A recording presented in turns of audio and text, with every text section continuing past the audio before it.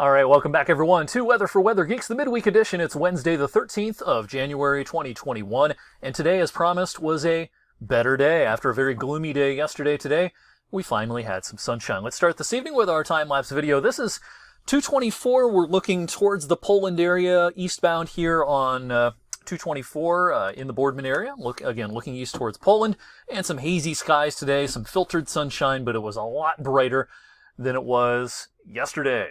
And temperatures responded nicely. Instead of the upper 20s, we were about 15 degrees warmer today with a high of 44 at the Youngstown Warren Airport. Pittsburgh was 43, and up at Hopkins Airport in Cleveland, they registered a balmy 47 this afternoon. Now, we're of course at the bottom of the curve in terms of our averages, both on the high side and the low side here in mid-January. We should be 32 for a high, 19 for a low, at least in terms of the averages. But we've been well above those averages every day this week with the exception of yesterday. So, compared to 24 hours ago, yeah, it's a big change. 12 degrees warmer in the 6 o'clock hour. And really, a lot of the country is near or above last evening's values, the exception parts of the northern Rockies this evening. That's also where a storm system is pushing through with some wind and some snow and some rain where it's warm enough out across the Dakotas. And while South Florida is getting a little bit wet, most of the rest of the country is quieter this evening. This winter storm will produce modest amounts of snow over the next 24 to 48 hours in the upper Midwest. So winter weather advisories, winter storm watches are up for Fargo and the Twin Cities and heading down towards Omaha and out towards Madison, Wisconsin as well. A lot of wind with this system, so high wind warnings are out for the front range of the Rockies, heading out into the high plains around Rapid City and Mount Rushmore. Could be some very strong wind gusts over the next couple of days. Now, back here at home, we have a warm front pushing in tonight, so it's not going to get very cold tonight. In fact, temperatures will bottom out tonight near where our average highs are at this time of the year. That's around freezing. And with this warm front pushing in very early in the day, or late tonight if you prefer, there can be a little bit of precipitation, maybe just a touch of snow. A couple of raindrops might try to mix in. A lot of this will be between 2 a.m. and 6 a.m. A lot of us won't notice it, but maybe there's a little light precipitation. Bulk of Thursday, though, wow, very nice. Call it a mix of sun and clouds, and temperatures probably near or even a little above where we got to today in the afternoon. So mid-40s certainly are attainable. That's the high water mark in this forecast, though. We're not going to see mid-40s again anytime real soon. We've got a cold front heading our way Friday, and in the morning there can be a couple of rain and snow showers around. And in the wake of our front, still a couple of rain and snow showers will be a possibility for the second half of the day Friday. Heading into the weekend, while that front is off to the east, there'll be a couple of upper-level disturbances coming through with some snow showers and some flurries. Let's look at the upper-level flow here. Big upper-level cutoff, if you will, low-pressure system. Not quite a cutoff, I guess, but a slow-moving upper-low.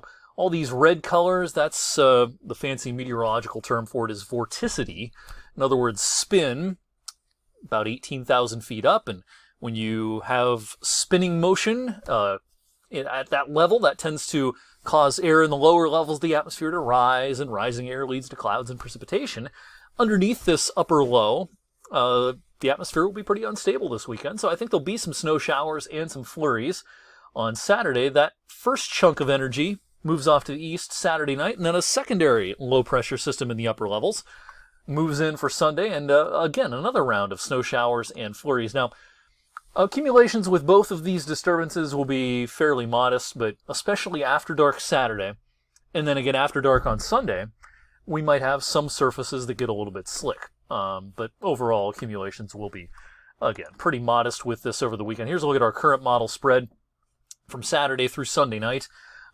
European model, GFS model, all between an inch or two in total for the whole weekend. Again, all that's not coming at once, but between the flurries and snow showers Saturday, especially late in the day, and then the flurries and snow showers on Sunday, we might pick up a fresh inch or two for the entirety of the weekend. This will be a pretty unsettled pattern, I think, as we head into the medium range here. We've been talking a lot about this in our longer range thoughts lately, that kind of the second half of January, and especially maybe beyond the 20th, would be pretty active. Not super crazy cold, but pretty active. A lot of disturbances coming down out of the west-northwest and producing frequent bouts of precipitation. You see that reflected on the CPC outlook this evening, 6 to 10 day outlook. elevated odds of a wetter than average period, and not much changes in the 8 to 14 day outlook. I think while the first half of January will be very snow-free in the record books, the second half of the month will feature snowfall that will be closer to average for that period, or maybe even above the average. And temperature-wise, I don't see much of a significant warm-up coming during the second half of the month. I think winter is perhaps going to kind of peak for us, at least if you don't count all the snow we had in December, at least in terms of consistently cold temperatures. We might see kind of a peak here coming up during the second half of January, more specifically, say, between the 18th and the end of the month. December, of course, very snowy, but not very cold. Winter may be at its most consistently cold here as we go through the second half of this month. Some of the longer range modeling, as I've shown you the last couple of evenings, suggesting that February might turn out to be pretty balmy. All right, that's it for tonight on Weather for Weather Geeks. I'll be back with an update on the weekend and everything else you need to know Thursday evening, same time, same place.